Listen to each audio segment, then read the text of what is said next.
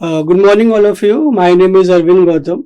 I am working as assistant professor in Ajay Kumar Garg Engineering College, and the today topic is transaction processing system. Uh, Basically, this topic is based in database management system. So, in transaction processing system, the first topic is what is transaction. Okay, so first, the database read. First operation is read. The machine will read that particular individual bank account holder. Okay, if I want to send the money 500 to the another device, so first the machine will read that. That means our transaction T1, it will read that particular, or you can say that it is sending the money, that is 5,000. That means अभी ए के पास 1000 है और B के पास, जिसको भी वो भेजना चाह रहा है, वो बाद में चेक होगा 5000. Okay, so first is read operation will take place here. After that, if it will send the money 500 from that amount of 1000 to the receiver B. Then there is a arithmetic operation will take place. That is, A will send the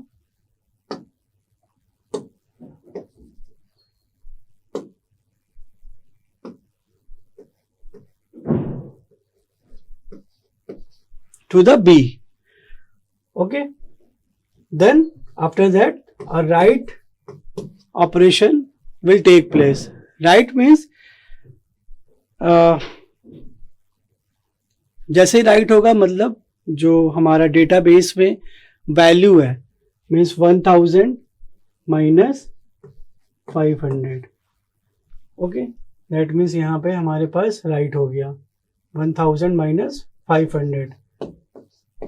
okay, अब user A के पास 500 उसके individual account में बचे होंगे. After that same operation will take place for the user B. Then server machine check that B के पास अभी कितने अमाउंट है, या उसका अकाउंट चल रहा है या नहीं चल रहा है. Okay, after that here will the arithmetic operation will take place. B is equal to B plus A ने कितना भेजा 500. That means here is write operation will take place and it will change the value from 5000 plus 500. That is 5500. Okay, here I am sending the transaction from A to B. So this is the operation when we doing the transaction from one device to another device, or you can say from one individual to another individuals.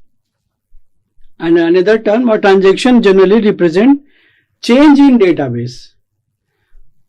Change in database, what is exactly?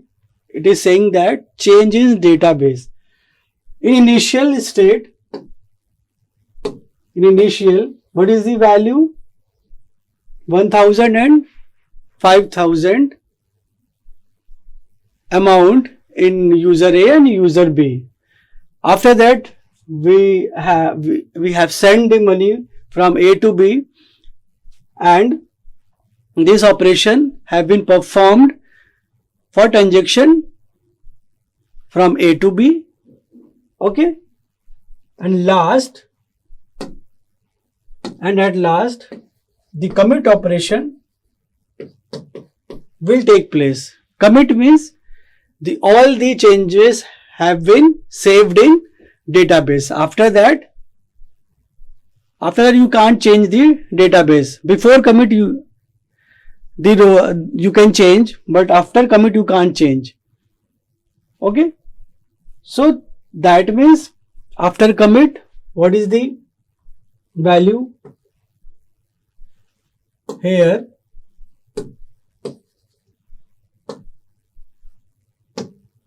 Here is the value. We have sent 500 money to the B. What is the changement here? The rest amount is 500, and after that B, what is the amount? 5,500. So it is saying that a transaction generally represent change in database. So after commit, the change, here you can say that the changement in the database before the transaction is done and after the transaction is start. Okay.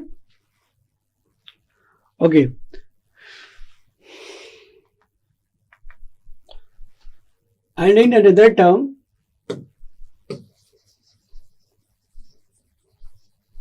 how the transaction is take place from sender to receiver. First, it is saying that यहाँ पे क्या हो रहा है कि सबसे पहले क्या हो रहा है, रीड ऑपरेशन परफॉर्म हो रहा है, after that write operation, and after that commit operation perform हो रहा है. और कमिट होने के बाद जो भी चेंजमेंट हो रहा है वो मुझे रिफ्लेक्ट हो रहा है डेटाबेस के अंदर. ओके, तो सबसे पहले रीड और right. First is the what is the operation here? Read and write operation are performing here in the transaction when we are doing the transaction. Okay, read operation is exactly saying that database, what is saying that database access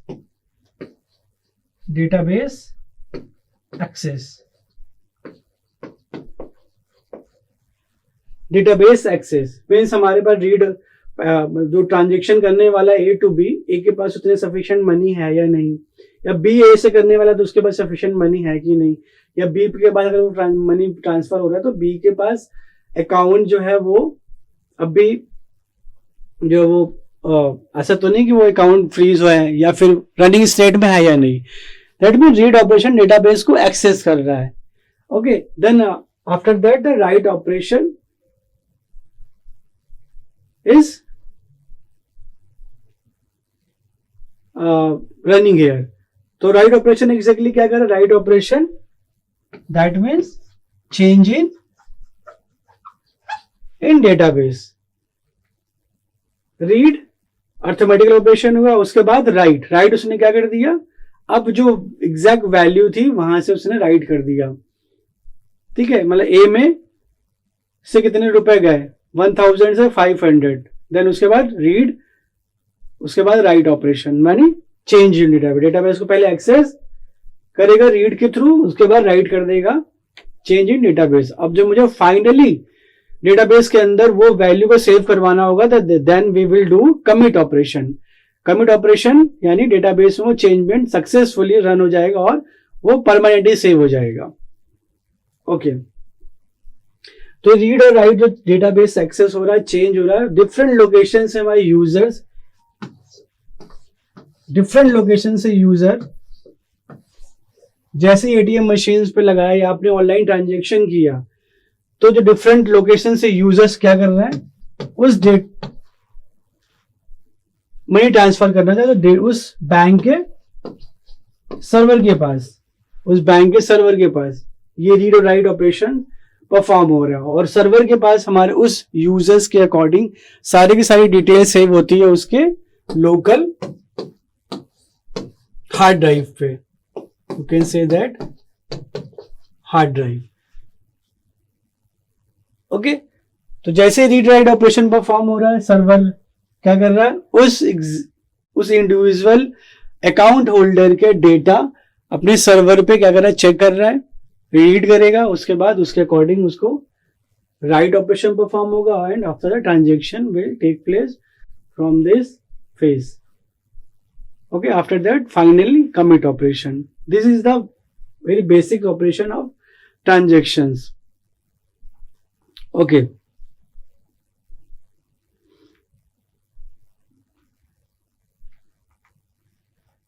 And next topic is, this is very important topic. अगर हम transaction पढ़ रहे हैं तो acid property, it is not a कोई theoretical topic नहीं, it is a conceptual topic. It is a concept. Transaction जब भी प्रोसेस हो रहा है तो उसके पीछे बैक एंड में हमारे कॉन्सेप्चुअल कॉन्सेप्ट है उस ट्रांजेक्शन पे. तो एसिड प्रॉपर्टी उसी को होल्ड कर रही है. What is the acid property? What is saying that a transaction is a single logical unit of work that accesses and possibly modifies the contents of a database. Transaction access data using read and write operations in order to maintain consistency in a database. Before and after the transaction, certain properties are followed. These are called ACID properties. And what are the ACID properties? Atomicity. A means atomicity.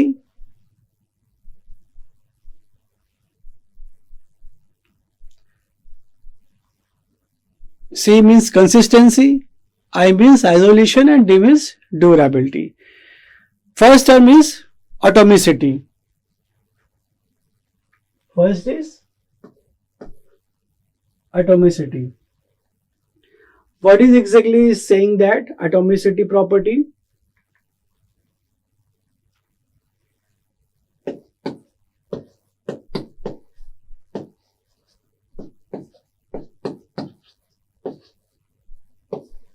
Atomicity. It is saying that the entire transaction take place at once or doesn't happen at all. Means, in another word, you can say that either all transaction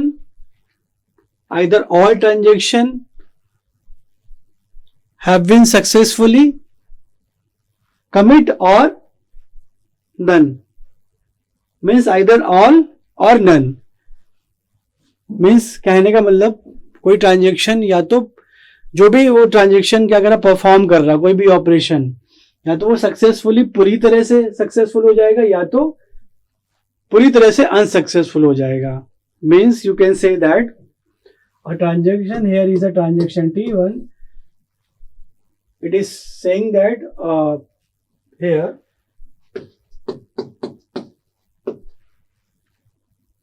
it is saying that a person want to send the money to B. Okay. First operation is read operation, and after that means you can say that A send the money 500 money, want to send the money to the B. First is the operation. I have told you that what is the process of transaction. So in first it will it is the read operation, it will, and after that A minus 500. Okay. After that it will, what is the process of next? Write operation. The next process is write operation. After that it will check the another individual bank account holder database access. database को access करेगा read, तो account चल रहा है या नहीं चल रहा है, सफिशिएंट मनी है उसके पास या नहीं, कितनी मनी है.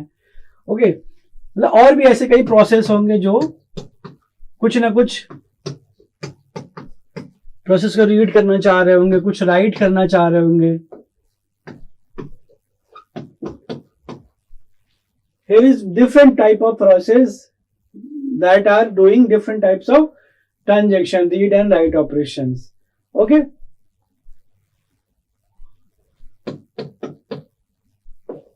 And the last part is commit operation. After that commit, the transaction data will successfully save in the database. Okay. But atomicity क्या कहती है, अगर कमिट होने से पहले, before the commit, if transaction fail, अगर यहां पे मान लो कि हमारा ट्रांजेक्शन हो गया fail, I am saying that before commit, commit होने से पहले, नॉट आफ्टर. आफ्टर होने के बाद तो ट्रांजेक्शन हमारा सक्सेसफुली डेटाबेस में सेव हो गया था, तो कोई चांसेस ही नहीं है कि वो चेंज हो. But before commit if transaction fail, okay, machine failure की वजह से भी हो सकता है, नेटवर्क फेलर की वजह से हो सकता है, कोई भी रीजन हो सकता है.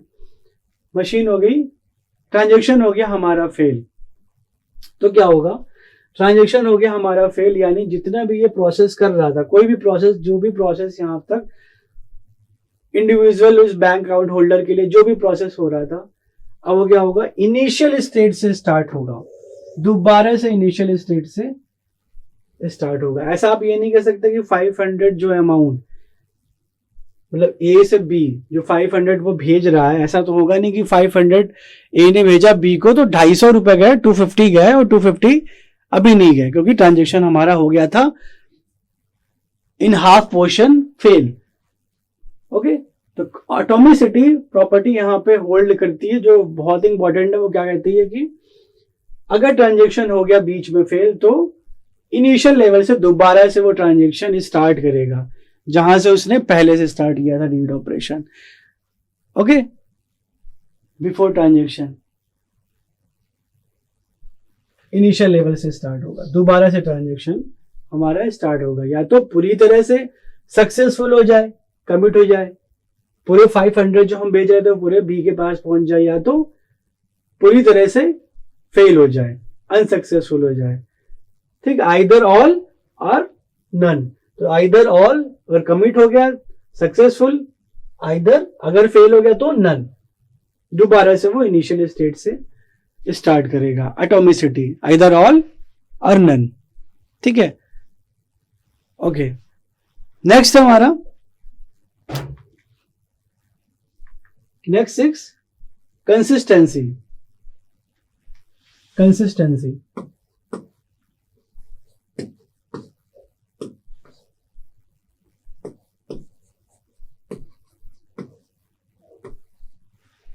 Consistency. The database must be consistent before and after the transaction. What is saying that? It is saying that before transaction start and after the transaction completed, sum of the total money should be same.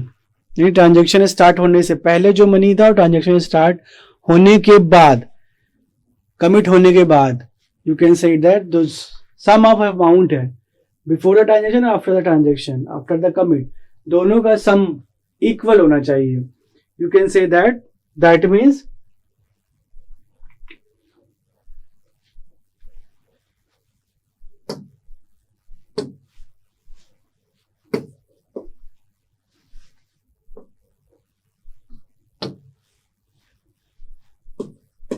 Consistency. That means अभी A B को कुछ money send करना चाह रहा है, A want to send the money to B 1000, you can say that. Okay, और initial database में अभी इनके पास कितने अमाउंट है, अभी इनिशियली ए के पास, जस्ट सपोज ए के पास है 2000 और बी के पास है 3000. जस्ट सपोज ये अभी डेटाबेस में जो वैल्यू है.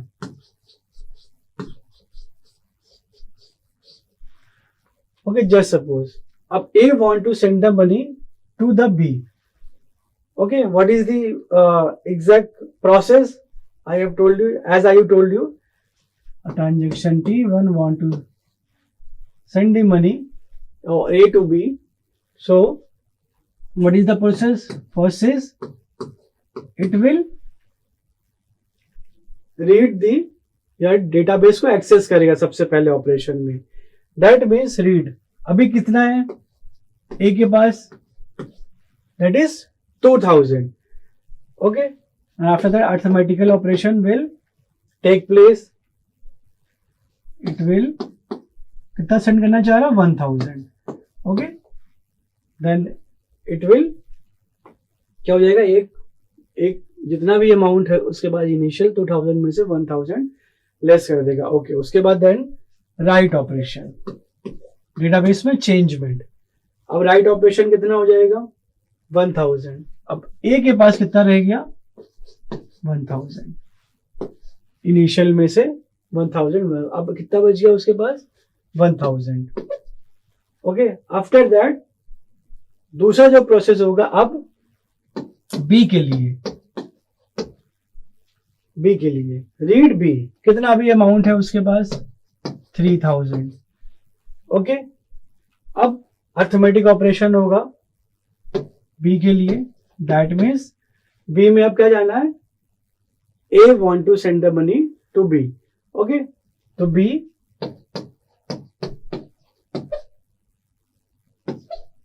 जितना भी उसके बाद इनिशियल अमाउंट है उसमें 1000 हम प्लस कर देंगे.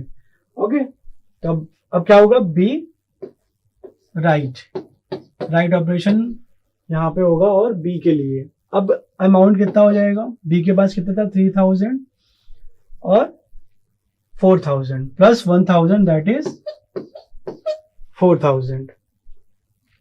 Okay, and the last step is commit. Commit operation it will says that database में ये वैल्यू हमारी परमानेंटली सेव हो गई. ओके, तो before the transaction start what is the value? 2000 and 3000. The sum of the whole amount is 5000. Okay,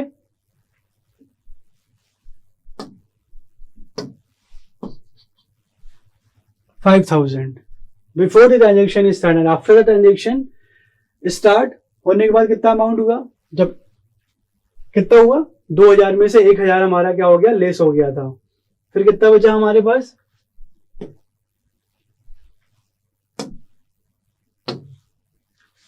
यहां पे हमारा amount बचा 1000.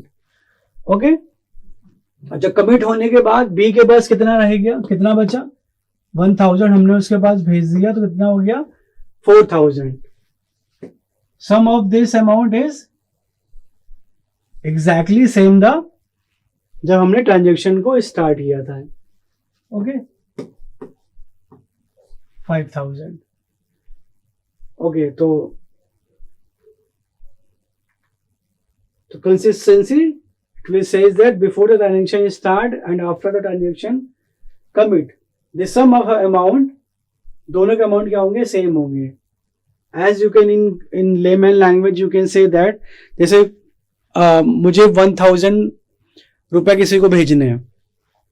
ओके, 1000 मैंने भेजे. 1000 है मेरे पास अकाउंट में, मुझे 500 किसी को भेजने हैं. ओके, तो मैंने 500 उसको भेजे. ठीक है, 500 मैंने उसको जैसे ही भेजे मेरे अकाउंट में से कितने लेस हो गए? 500.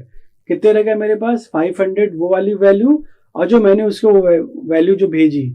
ठीक है, 500 जो भी लेस होने के बाद अब डेटाबेस में चेंज होने के बाद जो वैल्यू रही है और जो भी सेंड हुई है उन दोनों की सम कितना हो गया? 5 वो और 5a 1000. ओके, तो दैट मीन्स यहां पे भी हुई भेजने से पहले जो अमाउंट था वो और भेजने के बाद जो अमाउंट सम हो रहा है उन दोनों के लिए.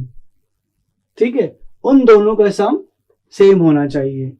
भेजने से पहले भी 5000 था, भेजने से बाद भी हमारे पास कितना रह गया? उसके बाद लेस हुआ तो 1000 और उसके बाद जब प्लस हुआ तो कितना हो गया? 4000. तो दोनों की जो वैल्यू कितनी हुई? 5000. यानी भेजने से पहले भेजने के बाद, यानी कंसिस्टेंट होना चाहिए हमारा डेटा. ठीक है, कंसिस्टेंसी मेंटेन होनी चाहिए. ओके, कोई चेंज नहीं होना चाहिए. Okay, consistency. नेक्स्ट हमारा isolation. Isolation, multiple transactions occur independently without interference. What is exactly saying that in transaction multiple transaction will transact the in one schedule multiple transaction are there. सभी क्या करना चाह रहे हैं, मल्टीपल पैरेलली ट्रांजेक्शन वो करना चाह रहे हैं. ओके, मेरे पास एक शेड्यूल है जहां पे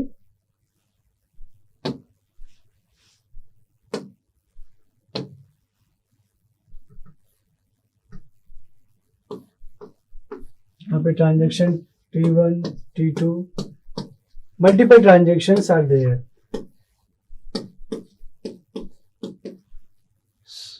कोई रीड करना चाह रहा, कोई रिसोर्स ए पे रीड करना चाह रहा, कोई रिसोर्स बी को रीड करना चाह रहा, कोई रिसोर्स.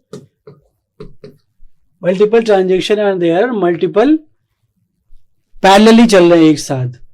ओके, तो मैं आइसोलेशन क्या बोलता है, multiple transaction occur independently without interference. Means क्या कर रहा है, जो पैरेलल शेड्यूल है, मीन्स क्या कह रहा है कि जो पैरेलल ट्रांजेक्शन है मेरे पास, मान लो ट्रांजेक्शन T1 है, T2 है, ट्रांजेक्शन T1 फिर T2 फिर T2 फिर T1, मल्टीपली पैरेलली चल रहे हैं एक साथ. पहले T1 फिर T2 फिर T2 फिर T1, या फिर अगर T3 भी हमारे पास, तो T1 T2 T3 फिर T3 T2 T1 पैरेलली चल रहे हैं. तो आइसोलेशन क्या बोलता है कि क्या करेगा, ट्रांजेक्शन अगर इंडिपेंडेंटली विदाउट आपस में कोई इंटरफेरेंस नहीं करेगा. मीन्स कहने का मतलब जो पैरेलल शेड्यूल है उसको कन्वर्ट कर देगा सीरियल शेड्यूल पे. जो पैरेलल हमारे ये ट्रांजेक्शन्स हैं, इन पैरेलल शेड्यूल को कन्वर्ट कर देगा किसमें, सीरियल शेड्यूल पे, सीरियल शेड्यूल में कन्वर्ट कर देगा. यानी सबसे पहले transaction T1 and transaction T2, पहले ट्रांजेक्शन T1 चलेगा फिर T2 चलेगा इस सीरियल शेड्यूल में. अब सीरियल शेड्यूल में करने का मतलब जो हमारा सीरियल शेड्यूल होता है वो क्या होता है, कंसिस्टेंट होता है. कंसिस्टेंट होता है, ऑलवेज कंसिस्टेंट होता है. अगर वो कंसिस्टेंट यानी हमारा डेटा है वो एग्जैक्ट वही वैल्यू रहेगी, चाहे उसमें कोई चेंजमेंट नहीं रहेगा, कि ऑलवेज हमें कंसिस्टेंसी को ही मेंटेन करना है. जब भी हम ट्रांजेक्शन को चाहे भेज रहे हैं, सेंड कर रहे हैं मनी, या फिर वो मनी मैं रिसीव कर रहा हूँ, कंसिस्टेंट अगर हमारा वो डेटा नहीं है तो वो कंसिस्टेंट नहीं है, तो ऑब्वियसली बात है वो जो डेटाबेस में जो वैल्यू है वो गलत है या फॉल्स है, जो मुझे पैसे मिल रहे हैं वो भी गलत है. कंसिस्टेंसी नहीं है उसमें, या जो भी मैं अमाउंट ट्रांसफर कर रहा हूँ. ठीक है, ओके. तो अगर कंसिस्टेंट है यानी अगर वो सीरियल है यानी वो कंसिस्टेंट है. तो in isolation it is saying that parallel schedule को कन्वर्ट हो रहा है, पैरेलल शेड्यूल, जो पैरेलल शेड्यूल है वो कन्वर्ट हो रहा है हमारे सीरियल शेड्यूल में. Here parallel schedule is converting in serial schedule. Okay, अगर वो पैरेलल शेड्यूल सीरियल शेड्यूल में कन्वर्ट हो रहा है तो serial schedule always consistent, always consistent. It is always consistent. अगर वो ऑलवेज कंसिस्टेंट है सीरियल शेड्यूल, ठीक है, तो ऑब्वियसली बात है जो हमारा जो आइसोलेशन की प्रॉपर्टी होल्ड करेगा. Multiple transaction occur independently without any references, interference, sorry. Next है हमारा durability. What is saying that the changes of a successful transaction occurs even if the system failure occurs. What is saying that durability, जो भी हम changement कर रहे हैं database के अंदर, जो भी हमने चेंजमेंट किया, जैसे ट्रांजेक्शन एक शेड्यूल के अंदर, ट्रांजेक्शन के अंदर A want to send the money to B and A have send the money to B. Okay, successfully submit, commit भी हो गया और डेटाबेस के अंदर वो वैल्यू सेव भी हो गई. ओके, ओके, तो it is saying that all the changes, तो जो कमिट हो गया डेटाबेस के अंदर, तो all the changes in database should be permanent, यानी वो जैसे इसका डेटाबेस के अंदर सेव हो गया यानी वो परमानेंटली सेव हो गया। ऐसा नहीं कि आप 1 घंटे बाद आ रहे हो तो वो वैल्यू मुझे चेंज मिल रही है ना। जैसे आपने आपके अकाउंट होल्ड, आपके अकाउंट के अंदर 2,000 रुपये पड़े हुए हैं, चाहे आप वो 1 मंथ के बाद भी आप चेक करोगे तो आपके पास वो वैल्यू, ड्यूरेबिलिटी प्रॉपर्टी यहाँ पे होल्ड करेगी कि वो वैल्यू कभी चेंज नहीं हो सकती जब तक आपने वो मनी चाहे किसी को भेजा ना हो या वो किसी भी ऑथराइज एक्सेस के थ्रू वो ले ना लिया गया हो, तब तक वो परमानेंटली सेव रहेगी आपके डेटाबेस में अंदर विदाउट एनी चेंजमेंट। ठीक है, that is durability. Okay, this is the acid property. What is exactly saying that acid property? First is atomicity, second is consistency, then isolation and durability. First is atomicity, either all or none. या तो पूरा successful transaction होगा या तो अगर fail होगा commit होने से पहले तो वो पूरी तरह से वो फेल हो जाएगा, दोबारा इनिशियल स्टेट से स्टार्ट करेगा।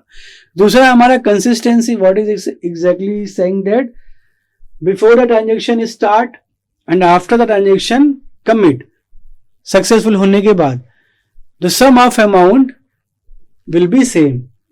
ट्रांजेक्शन स्टार्ट होने से पहले, ट्रांजेक्शन स्टार्ट होने के बाद दोनों का जो अमाउंट होगा वो दोनों क्या होंगे, सेम रहेंगे।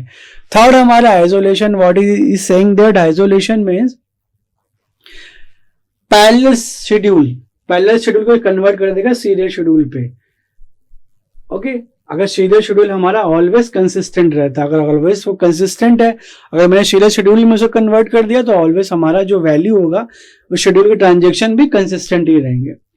नेक्स्ट हमारा durability, what is exactly saying that durability means जो भी हमने चेंजमेंट किए हैं ऑलवेज वो परमानेंट होगा। All the changement in the database should be permanent, वो चेंज नहीं हो सकता है जब तक आप वो खुद चेंज नहीं करते हो ट्रांजेक्शन या कोई अनऑथराइज एक्सेस नहीं होता है उसमें, तब तक वो खुद चेंज नहीं होगा। That is durability.